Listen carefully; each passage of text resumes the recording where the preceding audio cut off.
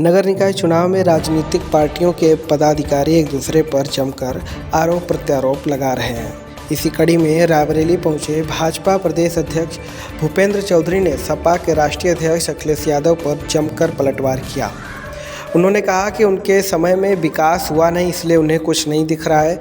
Bharatiya Janata party ने नगर से लेकर गाँव तक विकास किया है। देखिए हमारे संवाददाता अनुज अवस्थी की रिपोर्ट।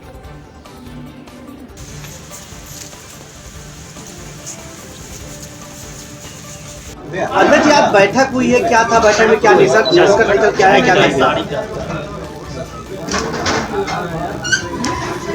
नगर निकाय चुनाव है और 2 चरणों में चुनाव होने हैं नगर निकायों के। जो लोग बोल रहे हैं, प्रथम चरण का मतदान 4 मई को होना है, दूसरे चरण का मतदान 11 मई को।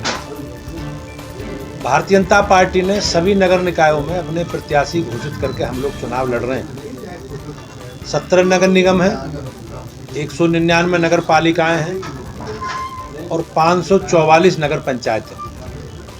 हम लोग पूरी तैयारी के साथ अपने कार्यकर्ताओं की मेहनत, संपर्क और सक्रियता के आधार पर और हमने जो काम किए हैं हमारी सरकारों ने नगर निकायों के माध्यम से अपने रिपोर्ट कार्ड के साथ जनता के बीच में है।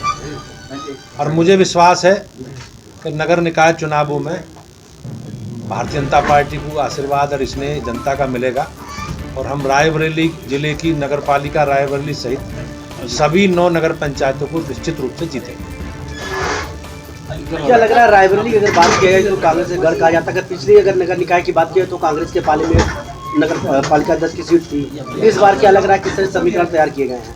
नहीं, हम लोग तैयारी है हमारी। हम लोग संगठन के अपने कार्यकर्ताओं को काम का विभाजन करके, हमारा कार्यकर्ता आधारित जन संगठन है और हमने सभी बूथों पर प्रबंधन के लिए अपने कार्यकर्ताओं को नीचे तक काम दिया और उस काम के आधार पर मैं निश्चित रूप से कह सकता हूँ कि नगर पंचायती भी या नगर पालिका भी भाजपा जीतेगी। बैठक में क्या निर्देश दिए गए, फोटो तक खिंचाने तक केवल प्रचार रह गया है?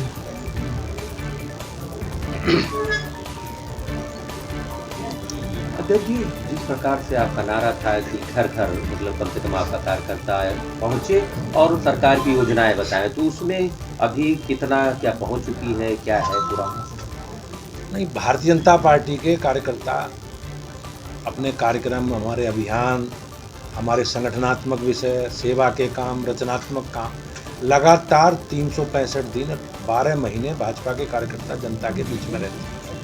चाहे हमारे देश के प्रधानमंत्री जी हों, माननीय मुख्यमंत्री जी हों, हमारी सरकार के मंत्री हों, हमारे सभी माननीय सांसद विधायक हों, पार्टी के वरिष्ठ पदाधिकारी, कनिष्ठ पदाधिकारी, सारे लोग लगातार अलग अलग कार्यक्रमों के अभियानों के माध्यम से जनता के लगातार हमारी जनता के बीच में उपस्थिति है। और आपने देखा पिछले सप्ताह भी एक सामाजिक न्याय सप्ताह के रूप में हमने एक कार्यक्रम बनाया। उससे पहले सितंबर माह में एक पखवाड़ा पूरा देश के प्रधानमंत्री जी के जन्मदिन से लेकर और महात्मा गांधी जी की जयंती तक पूरा, उसमें हमारे संगठनात्मक काम भी थे, सेवा के काम भी थे, रचनात्मक काम भी थे। तो भारतीय जनता पार्टी का संगठन हमेशा लगातार अपने कार्यक्रम और अभियानों के माध्यम से जनता के बीच में है। अब चुनाव है तो चुनाव में भी हम लोगों ने नीचे सभी बूथों पर पन्ना प्रमुख तक की हमने नियुक्ति की है और उनके माध्यम से हम जनजागरण करेंगे और जनता के बीच में अपनी पार्टी के, अपने प्रत्याशी के लिए मतदान भाजपा के पक्ष में करने की अपील करेंगे। अध्यक्ष यादव ने कहा है कि स्मार्ट सिटी बन नहीं पा रही, नालियां टूटी हुई हैं, अयोध्या में भ्रष्टाचार की उंगली उठ रही है, शाहजहांपुर में प्रत्याशी नहीं मिल रहा है, ये इतने सारे आरोप को लगा रहे हैं। अखिलेश जी कंफ्यूज हैं और विकास के काम उन्हें दिखाई देंगे भी नहीं, क्योंकि उनके समय विकास हुआ नहीं। उन्होंने उनके एजेंडे में अराजकता, गुंडागर्दी, बेईमानी, भ्रष्टाचार रहे हैं और मैं निश्चित रूप से संकल्प के साथ इस विषय को कह सकता हूं कि हमारी सरकारों ने, चाहे नगरीय क्षेत्र हो, चाहे ग्रामीण क्षेत्र हो, आम आदमी के साथ बगैर किसी भेदभाव के हमने उन योजनाओं का आम जनता को लाभ पहुंचाने का हमारी पार्टी ने, हमारी सरकार ने किया। जहां तक प्रत्याशी चयन का मामला है, अब अखिलेश जी को अपना परिवार तो संभालना ही चाहिए। भारतीय जनता पार्टी है, सब राजनीतिक दल, हमारी प्राथमिकता में हमारा कार्यकर्ता भी है और हमारी प्राथमिकता में चुनाव जीतना भी है। तो हमने चुनाव जीतने के समीकरण के हिसाब से हमने प्रत्याशी चयन किए हैं, अखिलेश जी को अपना कुनबा संभालना चाहिए।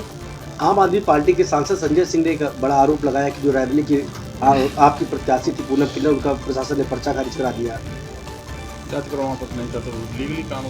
अब ये तो प्रशासनिक अधिकारी जो इसके लिए अधिकृत हैं वही जवाब दे पाएंगे, मुझे इसकी जानकारी नहीं है। लेकिन सरकार हमारी संकल्पित है, जो भी विधि संबद्ध व्यवस्था उसी के अनुसार हम लोग आगे बढ़ेंगे। Thank you. चले, धन्यवाद।